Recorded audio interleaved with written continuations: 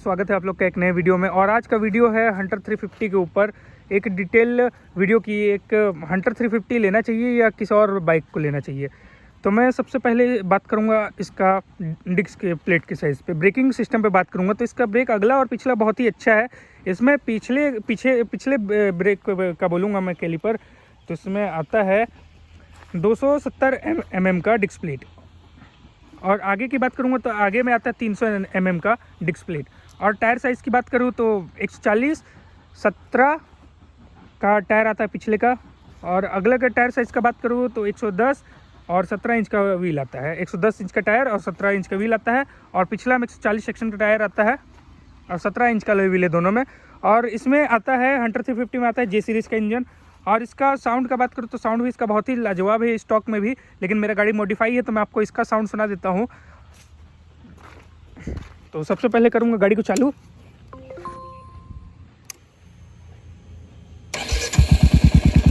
कुछ ये है आइडल और ये है एक्सीलेटर लेने वाला।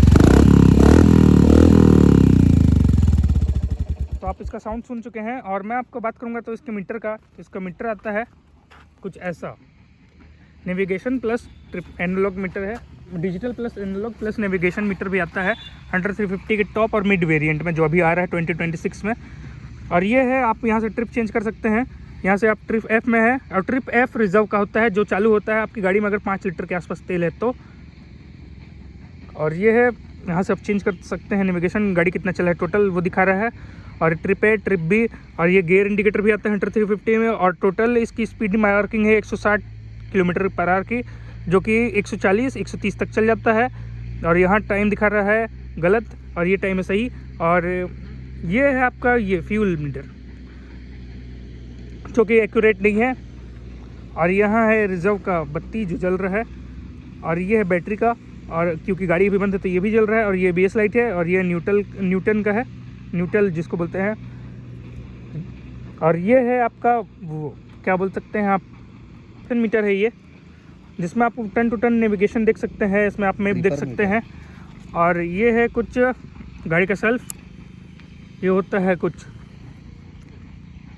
इसके बाद आप गाड़ी चालू करते हैं, यहाँ से सेल्फ चालू हो जाती है। ये है हैजार्ड का बटन। और ये है पास लाइट, अपर डिपर जिसको बोलते हैं। और जब मैं बताया कि आप यहाँ से ट्रिप चेंज कर सकते हैं। और इसमें plus slipper plus assist clutch आता है जो कि बहुत लाइट है। और ये इंडिकेटर है और ये हॉर्न कुछ ऐसा आता है हंटर 350 में। और फ्यूल टैंक की बात करूँ तो 13 लीटर का इसका कैपेसिटी है, 13 लीटर फ्यूल इसके में आ जाता है। और कुछ ऐसा आता है लुक इसका हंटर 350 का। और सामने से मैं बात करूँ तो इसमें आता है डुअल सेटअप LED हेडलैम्प आता है। और इसका इंडिकेटर का बात करूँ तो इंडिकेटर इसका हेलोजन है जो मैं आपको जला के दिखा देता हूँ, जेट चालू कर दिया हूँ तो। और कुछ ऐसा आता है, सस्पेंसन भी इसका सही है लेकिन स्टिल स्टिफ है, पहले के कंपैरिजन में बहुत सही है लेकिन अभी भी स्टिफ है। अगर आप लॉन्ग टूर पे जाते हैं, लॉन्ग राइड पे जाते हैं 300 किलोमीटर 150 किलोमीटर, तो आपका कंधा और बैक पेन हो सकता है। लेकिन सीट बहुत ही इंप्रूव कर दी है पिछले के कंपैरिजन में। और मैं बात करूँ इसका सॉकअप का तो पिछला सॉकअप भी सही है। और इसका कुछ बैक लुक कुछ ऐसा रहा है। इसमें LED बैकलाइट आता है, ब्रेक लाइट आता है। और इसमें आता है आपका हेलोजन इंडिकेटर। और कुछ ऐसा आता है हंटर 350 का बैक लुक। और मैं साइड से बात करूँ तो साइड से भी गाड़ी बहुत ही शानदार दिखती है, जैसे कि मैं आपको दिखा दे रहा हूँ।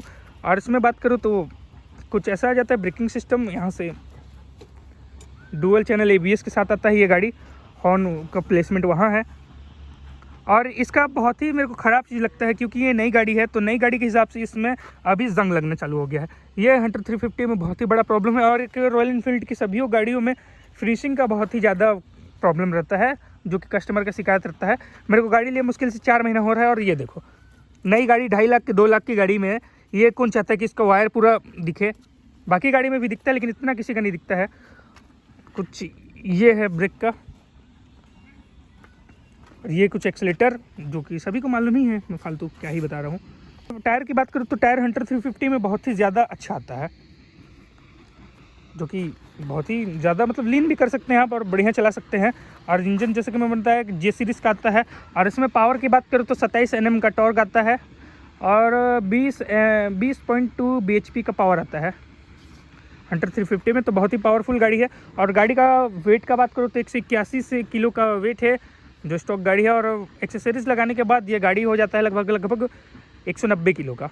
तो गाड़ी बहुत ही हैवी है, रॉयल इनफील्ड की सभी गाड़ी हैवी आती है, लेकिन फिर भी लाइटर है। और ये मेटल में आता है। और इसका मैं ये बात करूँ इसका, तो ये आता है पूरा प्लास्टिक का, जिसको आप मडगार्ड बोलते हैं, प्लास्टिक का है। और पिछला भी प्लास्टिक का है, ये देखो फाइबर का जिसको बोल सकते हैं। और यहाँ पे फाइबर आता है, बाकी पूरा गाड़ी ही लोहा का है। और चेन की बात करूँ तो कुछ ऐसा चेन है, और चेन इसका एक्सपोज है। ये चेन को आप एक्सपोज होने के कारण ये बहुत ही ज़्यादा गंदा होता है, तो आप इसको क्लीन, आपको हर 500 किलोमीटर या 300 किलोमीटर में आपको चेन ल्यूप और क्लीन कराना पड़ता है। और कुछ ऐसा आता है डुअल स्टेन और सिंगल स्टेन। और गियर कुछ ऐसा आता है, 5 गियर है इस गाड़ी में, क्योंकि मैं आपको दिखा देता हूँ। ये देखो, जैसे कि मैं इसमें स्लीपर क्लच असिस्ट करना चाहता, तो क्लच पहले से के मुकाबले, पिछले हंटर 350 के मुकाबले इसमें बहुत ही लाइट है। ये देखो गियर इंडिकेटर, मैं आपको गियर लगा के दिखा देता हूँ। सबसे पहले गाड़ी में बैठता हूँ और गाड़ी में एक गियर लगा दिया, तो देखो गियर इंडिकेटर की वजह से गाड़ी में बता रहा है कि गियर लग चुका है। और मैं गाड़ी को कर देता हूँ अभी बंद। और कुछ ऐसा आता है लुक। और अगर आपको इसका ये खुलना है, सीट खुलना है, तो सीट इसका खुलने का कुछ यहाँ से है, आपको ये डायरेक्ट नहीं खुलता है, आप यहाँ से खोलेंगे। उसके बाद ये देखो, ये बैटरी का सेटअप भी कुछ ऐसा आता है, ये पूरा निकल जाता है, लेकिन मैं पूरा नहीं निकालूंगा। और इस वायर को आप खींचते हैं इस तार को, तो यहाँ से सीट खुल जाता है, सीट खुल जाता है। और गाड़ी के नीचे टूल किट और वो मेडिकेट जो होता है, जिसको बोलते हैं मेडिसिन, अगर कभी गाड़ी के बाई चांस एक्सीडेंट हो जाए तो आप अपने चोट पे पट्टी वट्टी लगा सकते हैं, कुछ ऐसा आता है। और यहीं से आप ABS ऑफ कर सकते हैं, अगर आप इसको निकाल देंगे, जैसे कि मैं अपने शॉर्ट्स में बताया था कि आप अगर इसको निकाल के यहाँ से ये दोनों को निकाल देते हैं, ये 10 नंबर और 15 नंबर की जो है, इसको आप निकाल देते हैं, तो गाड़ी का ABS ऑफ हो जाएगा। और लगा देते हैं तो बस ABS ऑन हो जाता है। तो कुछ ऐसा आता है, इसको मैं अभी खुला ही रहने देता हूँ, क्योंकि बंद होने में ये थोड़ा दिक्कत करता है। मैं इसको बंद कर देता हूँ पहले। अगर मैं स्पार्क प्लग की बात करूँ तो डुअल स्पार्क प्लग आता है, एक यहाँ दिया हुआ है और एक इस साइड दिया हुआ है स्पार्क प्लग। साइलेंसर कुछ ऐसा है, और बेंट पे कुछ ऐसा आता है। अगर आपको इसमें पटाखा चाहिए, जो बहुत लोग बोलते हैं कि पटाखा नहीं फूटता है, तो आप इसका बेंट पाइप और प्लस साइलेंसर चेंज करा सकते हैं, उसके बाद पटाखा फूटने लगेगा, फ्री फ्लो हो जाएगा। तो और मैं अगर बात करूँ इसका ग्राउंड क्लियरेंस की, जो इसमें बहुत ही ज़्यादा प्रॉब्लम है हंटर 350 में, तो मैं ग्राउंड क्लियरेंस की बात करूँ तो सिटी में आपको ये इतना इफेक्ट नहीं करेगा। इसका ग्राउंड क्लियरेंस कुछ खड़ी गाड़ी में इतना है, जावा बोबर 42 के कंपैरिजन में थोड़ा ज़्यादा है, लेकिन स्टिल कम है बाकी गाड़ियों के कंपैरिजन में। इसका 160 mm का ग्राउंड क्लियरेंस आता है, जो कि पहले 150 या 140 mm का था।